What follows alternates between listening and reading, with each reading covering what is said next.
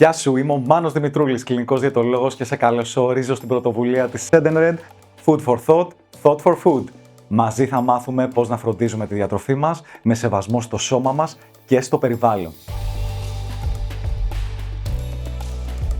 Πες μου ότι δεν έχεις πει ποτέ θα φάω κάτι γρήγορα στο γραφείο και ξαφνικά βρέθηκες μπροστά σε ένα κουτί μπισκότα του συναδέλφου.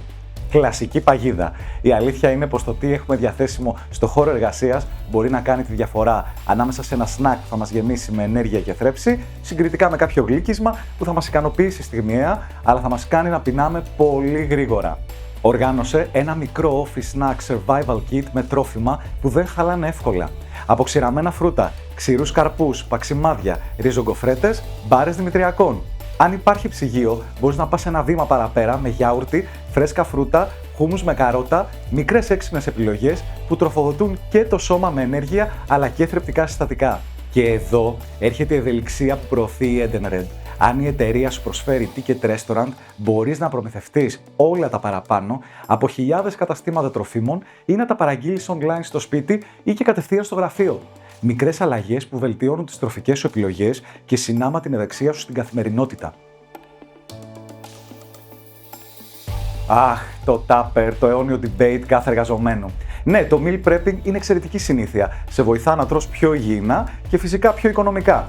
Αλλά ας είμαστε ρεαλιστές, δεν είναι όλες οι μέρες ίδιες και δεν χρειάζεται να έχεις πάντα φαγητό από το σπίτι. Σημασία έχει ισορροπία.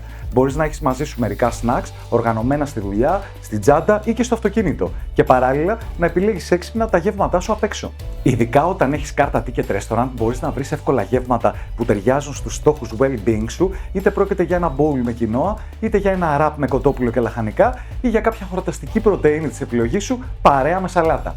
Το θέμα δεν είναι να είσαι τέλειος στη διατροφή, αλλά ευέλικτος και συνειδητός και να καταφέρνεις να θέτεις μικρούς και εφικτούς στόχους που θα σου ταιριάξουν και θα σε βγάλουν από το αδιέξοδο του τι θα φας κάθε μέρα στο γραφείο. Η απάντηση είναι ξεκάθαρη. Ναι, επιτρέπεται. Το delivery δεν είναι απαγορευμένη λέξη, αρκεί να το διαχειριστούμε έξυπνα.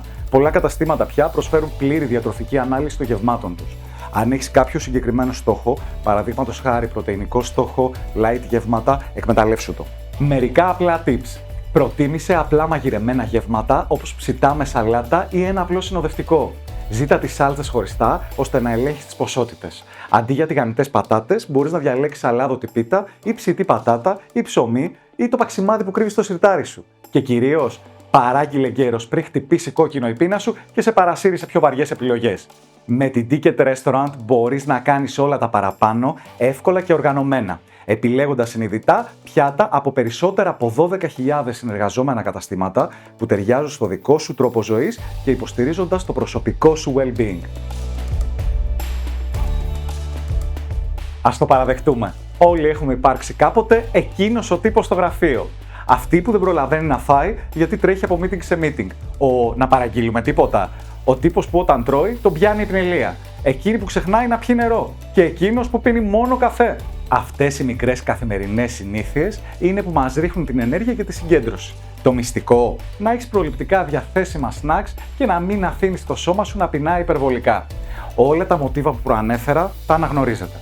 Είναι κλασικές φιγούρες σε όλους τους εργασιακούς χώρους, σίγουρα κάπου έχετε συναντήσει κάποιους από αυτούς. Όλοι οι παραπάνω τύποι ανθρώπων λοιπόν είναι αυτοί που μπορεί να γίνουν πιο επιρρεπείς σε λάθη.